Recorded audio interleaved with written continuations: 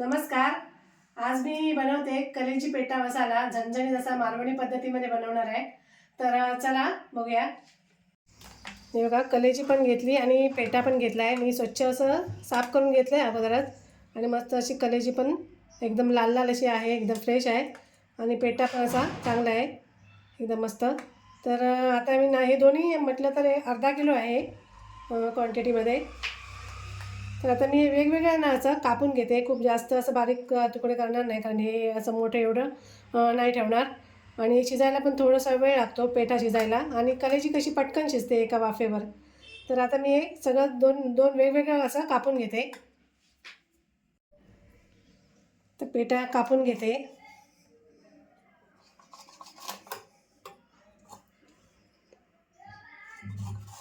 आपल्याला छोटे छोटे पीस करायचे. हां, छोटे पीस करायचे, कारण हे जरा शिजायला ना थोडासा वेळ लागतो.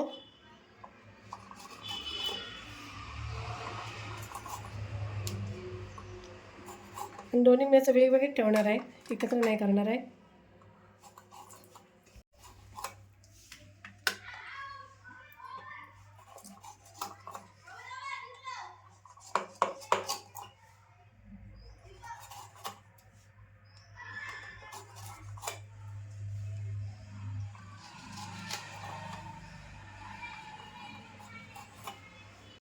आता मी पेटा मस्त असा कापून घेतला आहे.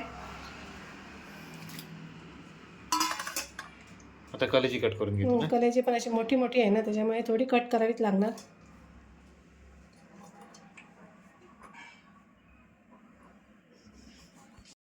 आता याला ना मी थोडं थोडं मीठ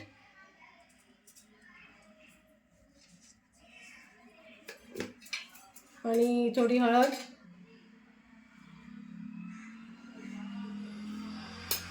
आणि हा लिंबूचा रस आहे. आता मी व्यवस्थित लावून ठेवते.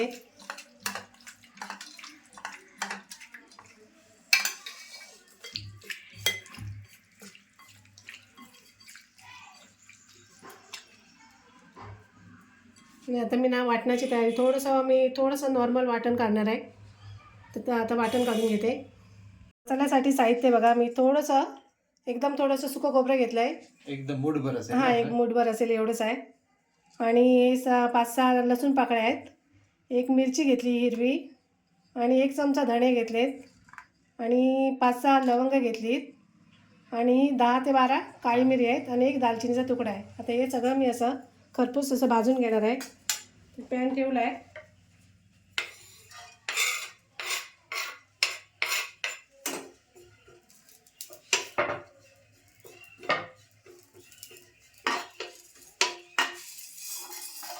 सगळे एकदमच भाजून हो, सगळं एकदमच घेते भाजून.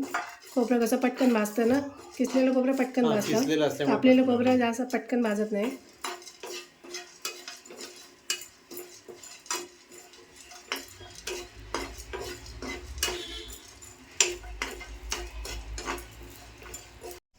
आता मस्त असं भाजून झालं आहे. आता मी डिशमध्ये काढून घेऊन नंतर थंड झालं की जरा मिक्सरमध्ये भरभरीत असं वाटून घेणार आहे. एकदम बारीक वगैरे पेस्ट नाही करणार आहे.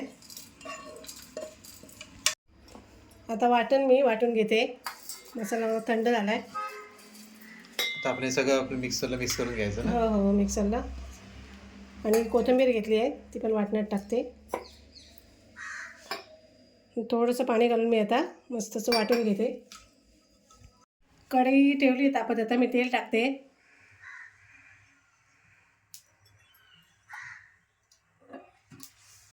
तेल तापले. आता हे मी 2 कांदे मोठे असे चिरून घेतलेत बारीक बारीक.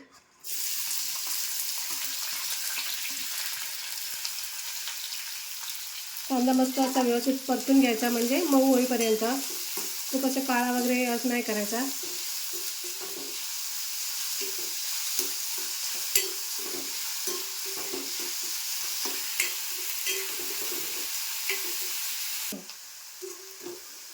कांदा मस्त असा मऊ झाला आहे.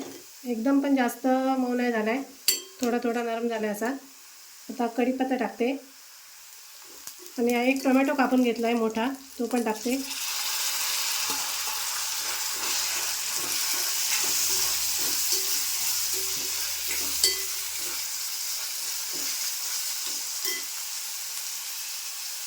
आलं लसूण पेस्ट पण 1 चमचा टाकते.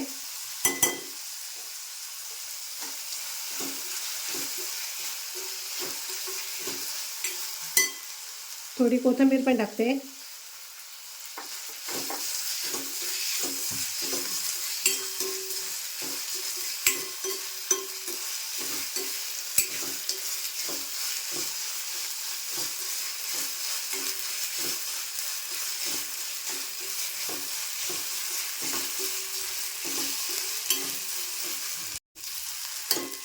आता 2 चमचे मी मालवणी मसाला घेतला आहे घरातलाच.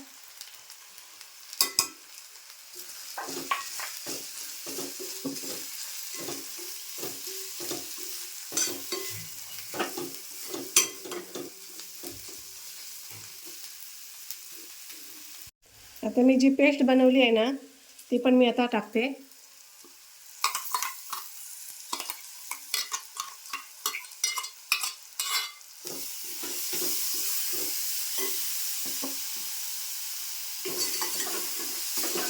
मस्त बघ खमंग आला वास.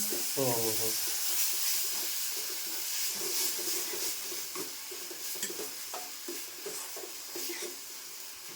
आता ह्यालाच तेल सुटणार ना, कांद्याला वर तेल कांद्याला सुटणार ना तेल मसाल्याला सुटतं ना? मसाल्यांना. सुकं खोबरं आहे परत ना त्याला पण सुकं खोबऱ्याला तेल असतं. आपोआप सुटणार. जास्त काय तेल टाकायची, स्टार्टिंगला नाही टाकलं नाही तेवढंच, हां परत बस टाकायची बस. गरज नाही नाही.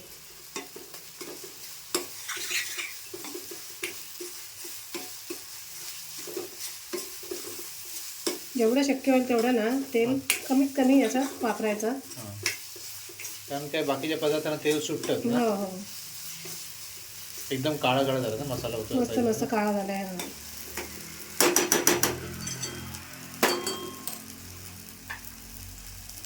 आता आपल्याला ना पेटा मी साईडला ठेवलेला आहे ना तो पण मी टाकून घेते. तो आता पेटा आपण वेगवेगळा का केला तर पेटा वेगळा जरा शिजला पाहिजे थोडा जास्त. जास्त मग आता तो आधी टाकणार. आधी टाकणार आहे मी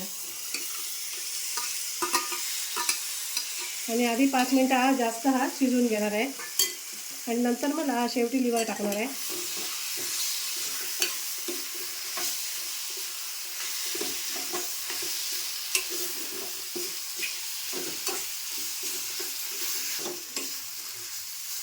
तो जरा वेळ हा ना असा परतून घ्यायचा. आता मसाल्याचं जे भांडं आहे ना मिक्सरचं त्याच्यामध्ये पाणी टाकून मी थोडंसं पाणी टाकून शिजवून घेणार आहे.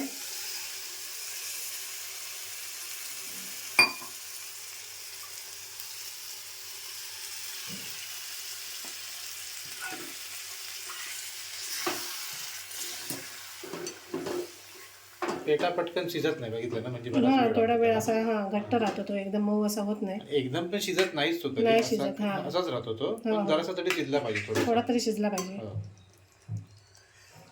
आता मी थोड्या वेळानं असं झाकण लावून ठेवणार आहे. आता 2-3 मिनिट झालीत, बघूया.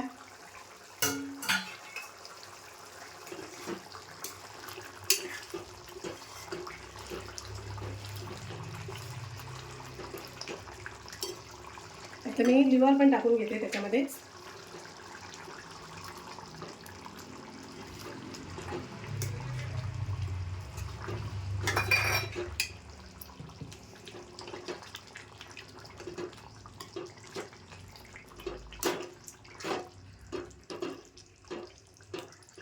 आता मी मीठ पण टाकून घेते. मगाशी मीठ लावून ठेवलं होतं पण ते कमी होतं.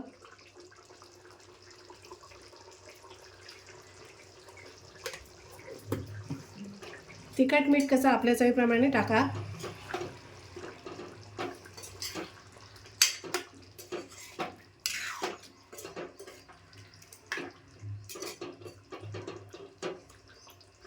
आता कलेजी शिजेपर्यंत परत आपल्याला थोडा वेळ झाकून ठेवावं लागणार. तर तयार झालं आहे. तर आता मी झाकण ठेवते 2 मिनटासाठी आणि गॅस बंद करते. कलेजी पेटा बरोबर एक अशी मी त्या ग्रेव्हीबरोबर खाण्यासाठी एक आंबोळी बनवून घेते.